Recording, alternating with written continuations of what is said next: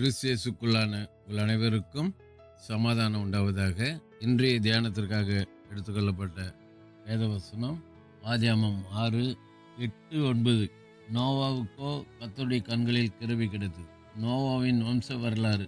நோவா தன் காலத்தில் இருந்தவர்களுக்குள்ளே நீதிமானும் உத்தமனுமாய் இருந்தான். நோவா தேவனோடு சஞ்சரித்து கொண்டிருந்தான். இல்லையா?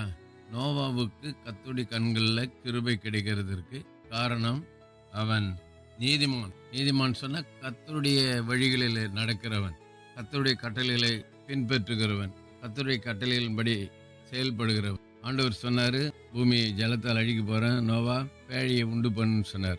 மரம், அளவு, அதில் என்னென்ன பொருள் சேர்க்கணும் எல்லாம் திட்டமா சொல்லிட்டார். அப்படியே நோவா ஆண்டவருடைய வார்த்தை கீழ்ப்படிந்து செய்தான். அதுதான் பாருங்க, அவன் நீதிமான் உத்தமனாய் இருந்தான். உலகம் முழுவதும் அழிக்கப்படுது, ஆனால் நீதிமானாய் நோவா காணப்பட்டான்.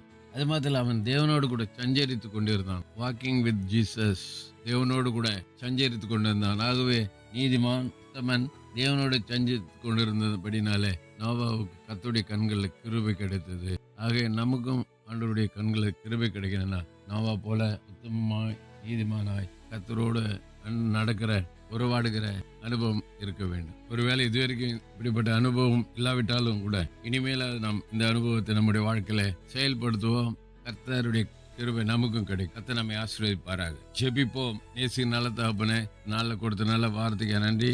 நோவாவுக்கோ கர்த்தருடைய கண்களில் கிருபை கிடைத்தது காரணம் அவன் நீதிமான் உத்தமன் தேவனோடு கூட சஞ்சரித்து கொண்டிருந்தான் சொல்லி பார்க்கிறோம்ப்பா. அப்படிப்பட்ட அனுபவத்துல நாங்களும் வளர வாழ உதவிச்சு இயேசு நாமத்தில் ஜெபிக்கிறோம் நல்ல பிதாவே, ஆமென். நம்முடைய கர்த்தரும் இரட்சகருமாகிய இயேசு கிறிஸ்துவின் கிருபையிலும் அவரை அறிகிற அறிவிலும் வளருங்கள். அவருக்கு இப்பொழுதும் என்னென்னைக்கும் மகிமை உண்டாவதாக.